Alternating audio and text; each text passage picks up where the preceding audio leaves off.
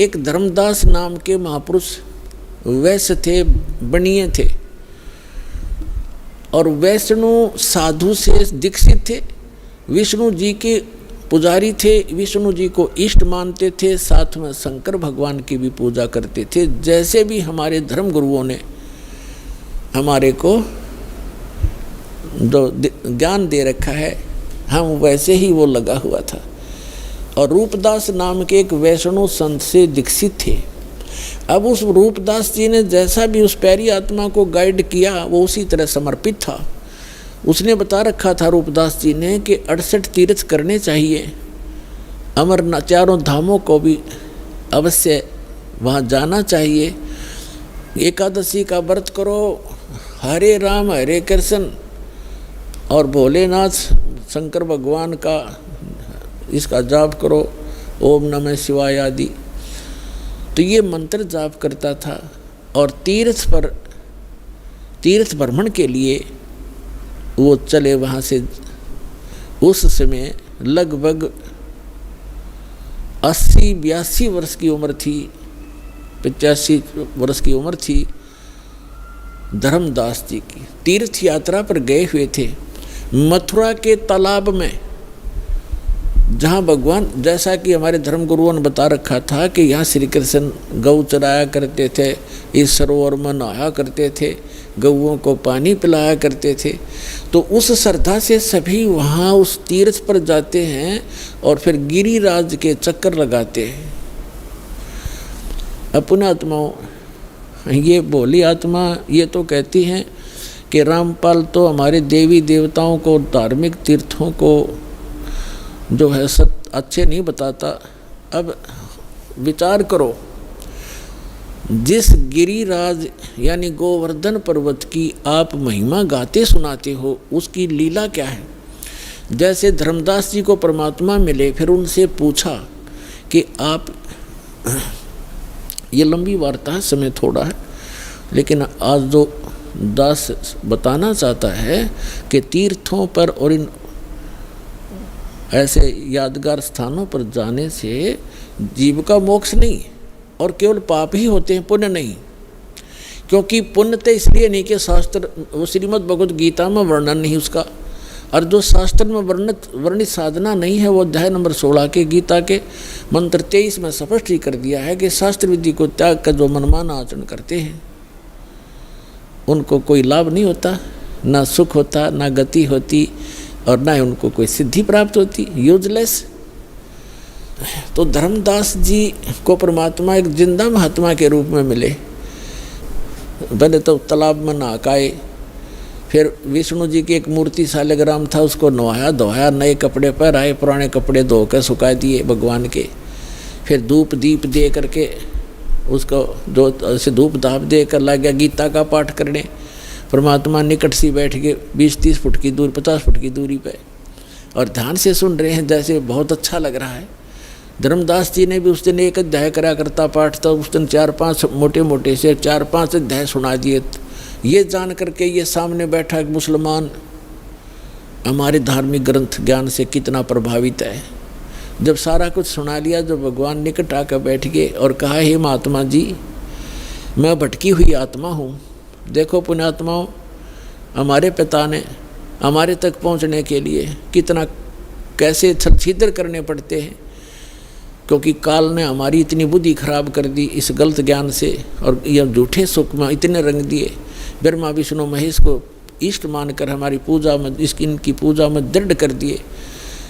तो अपने आप को एक दास कहते हैं, अज्ञानी कहते हैं, और उस जीवात्मा को विद्वान कहते हैं, महापुरुष कहते हैं और महाराज कहते हैं, क्योंकि वो वैष्णव परंपरा से दीक्षित हो गया था और चौथे आश्रम में चल रहा था, संन्यास ले चुका था लगभग, यानी संन्यास का मतलब भगवान की भक्ति में ही ज़्यादा रहता था। तो उसको कहते हैं भगवान के, हे महाराज जी, मुझे कुछ ज्ञान सुना, भक्त आपका बहुत अच्छा ज्ञान लग रहा था मुझे, लेकिन मैं समझ नहीं पा रहा था।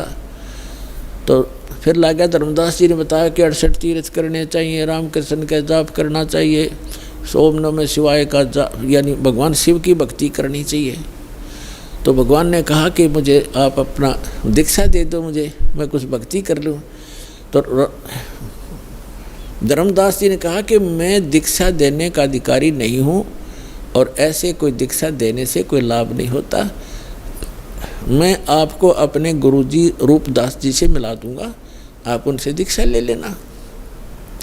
और बगैर किसी आज्ञा से, अधिकारी से, ना दीक्षा लेने वाले को लाभ, देने वाले को पाप गणा। मैं नहीं कर सकता ऐसी गलती। तो तब तक परमात्मा ने कहा कि मेरी कुछ शंकाओं का समाधान कर दो ताकि मैं आपके गुरुजी के पास जाकर दीक्षित हो सकूं।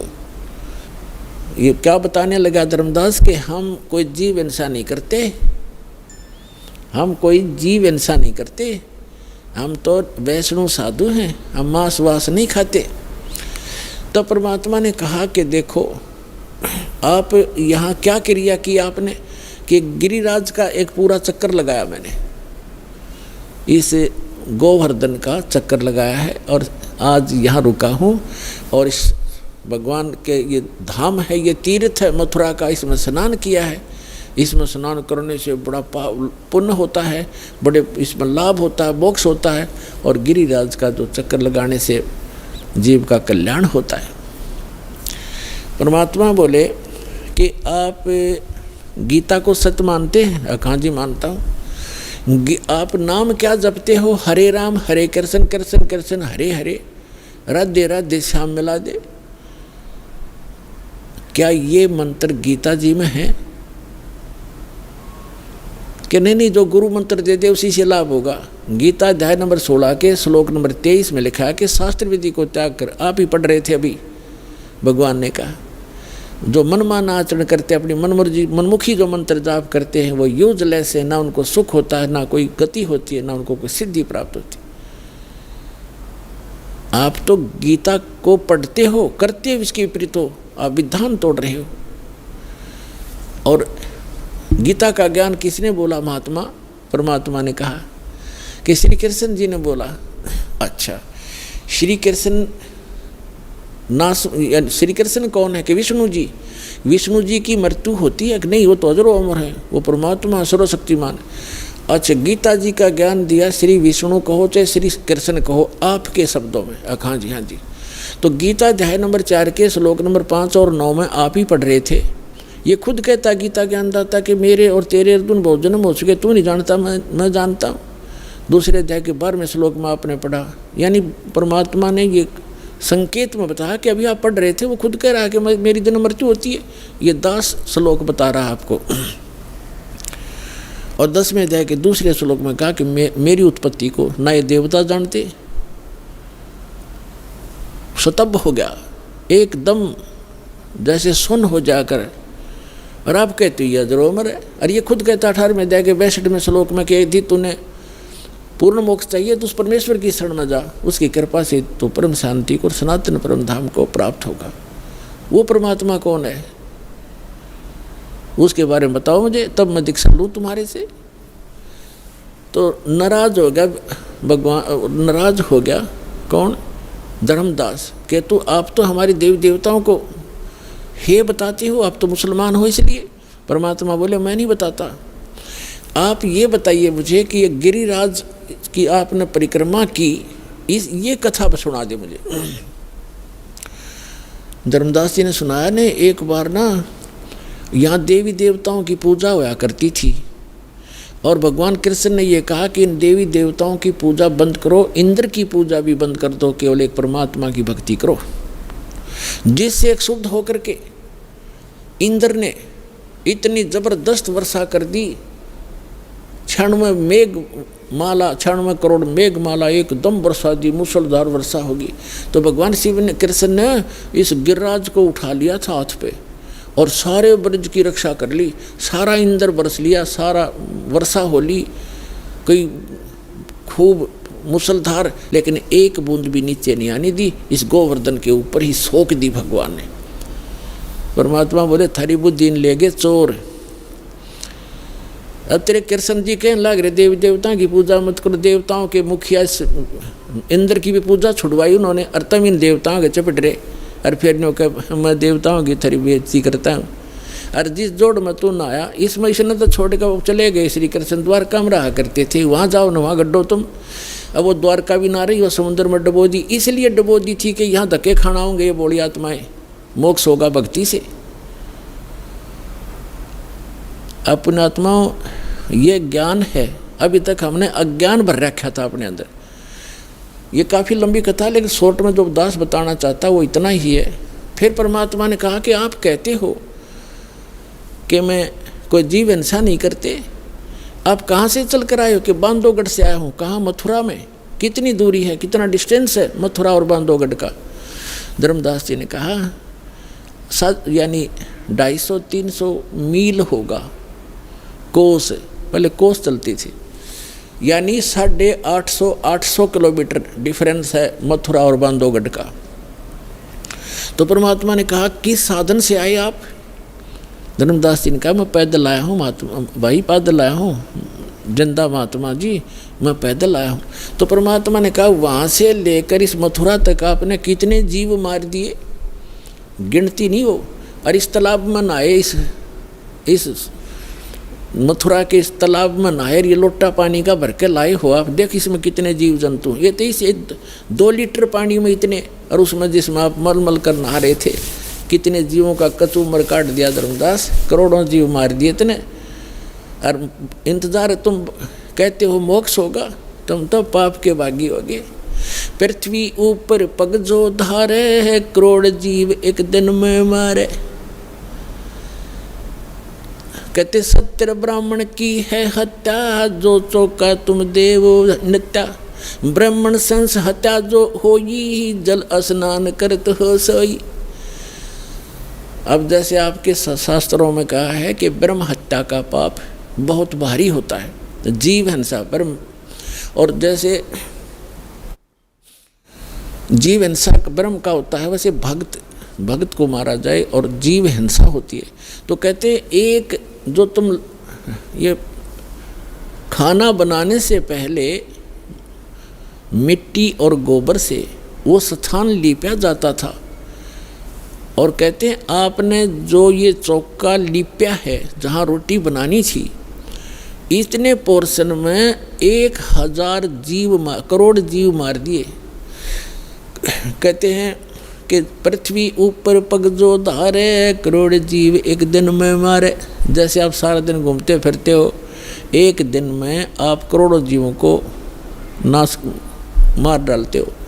और कहते 70 ब्राह्मण की है हत्या, जो चौका तुम देवो नित्या। जो नित्य तुम लिपा पोती करते हो, इसमें 70 ब्राह्मण जैसी जीव हिंसा हो जाती है। और ब्राह्मण सेंस हत्या जो होई, जल स्नान करत हो सोई। इस तालाब में नहाते हो ना, इसमें इतने जीव मर जाते हैं, 1000 ब्रह्म हत्या का पाप तुम्हें लगता है। हरी भांति पृथ्वी के रंगा, अंत कोट जीव उड़े पतंगा। खान पान में दमन प्राणी, कैसे पाओ मोक्ष निशानी। तुम खाते हो पीते हो, इसमें भी जीव मरते हैं। आटा गूंदते हो, इसमें भी मरते हो। पोछा लगाते हो, इसमें भी मरते हैं। और तुम कहता है हम जीव हिंसा नहीं करते।